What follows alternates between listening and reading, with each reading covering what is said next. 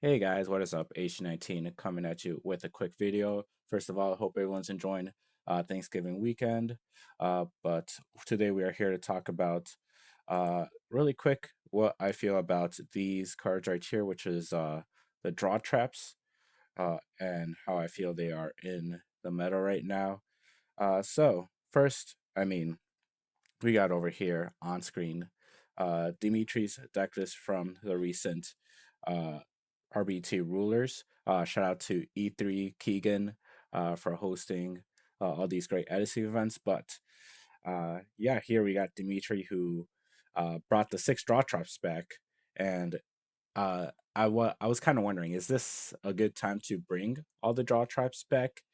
Me personally, I was only playing four in my personal list, and I was talking to as well as an Ultimate Time Wizard champion who was also playing four in his list, and we were kind of chatting, wondering if right now is the time for the draw traps. I mean, obviously Dimitri did really well with them. I know he gave me a shout out uh, for the basically the concept of the draw traps or whatever. Even though I feel like I take ideas from everywhere as well.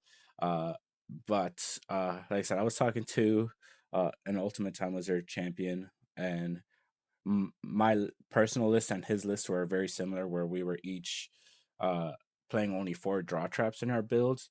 But we were kind of saying sometimes we feel like with the draw traps we're kind of a turn behind. So we're kind of thinking about just cutting them a bit more, or potentially even eliminating them completely. Uh, well, or a combination of like I said, just cutting it down one or two to play more real traps. But then that gets me to the next thing, which is this list right here. This is the first place Bologna duck list. If you haven't seen the video to that, that is posted on my channel as well, so check that out. Shout out to Federico for getting first place with that. But if you notice, there is zero draw traps in this list at all. So much so that he doesn't even play Allure of Darkness. So no draw cards at all.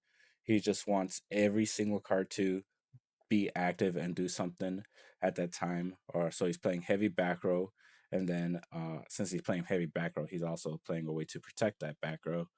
Uh, and essentially just try to trade card for card. Uh, Beat over monsters. I mean, that's how you really gain your advantage with Blackwings a lot of times, is actually attacking over monsters.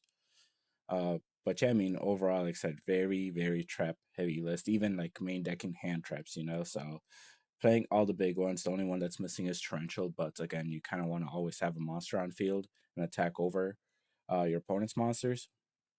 And then even having some hand traps for opponents' Vayus, Plagues, I'm not sure what else, Pot of Avarices, Treeborn Frogs. Uh, and yeah, I mean, overall, this just seems like a very uh, I want to have a monster at all times, and I want to make sure you don't have a monster. And yeah, I mean, he was able to take down YCS Bologna Ultimate Time Wizard with this. Like I said, I don't think I've ever seen triple compulse in a Blackwing list, which is kind of different, that's for sure. So, like I said, it's just a different take.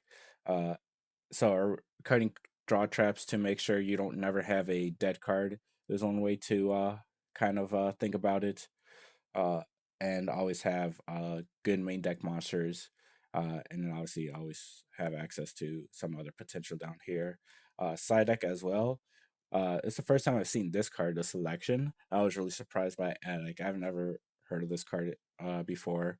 Uh, I guess that might be mainly because I only play whatever's like meta. I never like really try to venture too far out from that and uh, discover new cards. Though if there is anything like secrets out there that is really good, like I'm always open to it. And this right here, this seemed to put in some good work for it.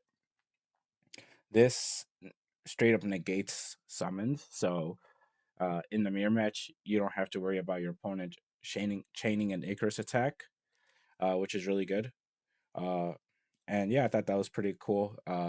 The one thing that I would be scared of while playing this deck is running into Royal Decree decks, just because the trap card is so high. I mean, 14 in the main, and then 11 in the side.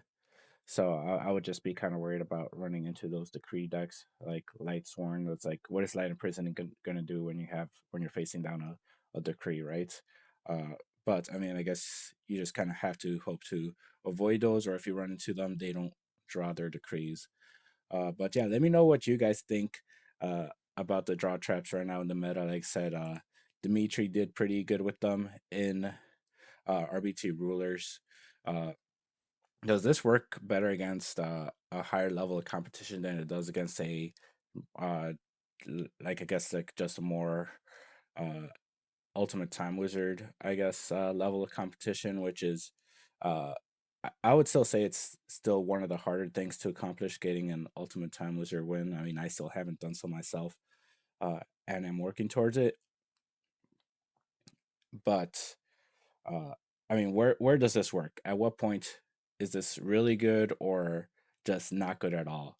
Uh, like I said, it might go in cycles where there might be uh, a month in the meta where this is really good, and then the next couple months isn't. Like I said, it's been since June since I won with this in RBTLA, and now we're all the way in practically December, and Dimitri is having a good showing with it. So maybe right now at this very that very tournament, it was a pretty good. Maybe this next tournament at YCS Anaheim, it might not be as good.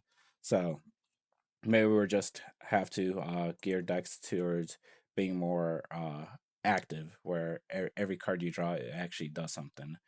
But yeah, I mean that's kind of my general thoughts right now. Uh, I'm in defense of like I said, I was having a conversation with an Ultimate Time Wizard champion where like I said, we're considering cutting back on the draw traps themselves. Like I said, they just kind of cause situations where you always feel a turn behind. Well, I just said that earlier, or a lot of times you like activate a draw trap, draw another draw trap, and then you have to set it, and now you're two turns behind essentially. So when you get into situations like that, it doesn't feel too good. But yeah, I mean that's kind of like my general thoughts on that.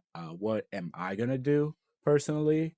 Uh, I mean, I guess you might just have to wait until YCS Anaheim to find out. Which we'll be vlogging. We'll probably have another video or two up just like this one right before that tournament. Uh, but look out for the vlogs. I want to try to get out daily vlogs so that way whoever's not able to go to their tournament, they could kind of see what's going on, stay updated. I want to really keep you guys in the loop as far as like event coverage goes, because I know YCS's they have basically no event coverage as of right now.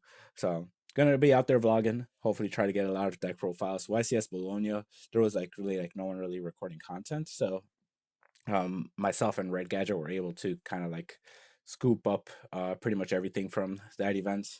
But I know going into YCS Anaheim, there's going to be a lot of other content creators to compete with and try to get some content, some deck profiles of top decks.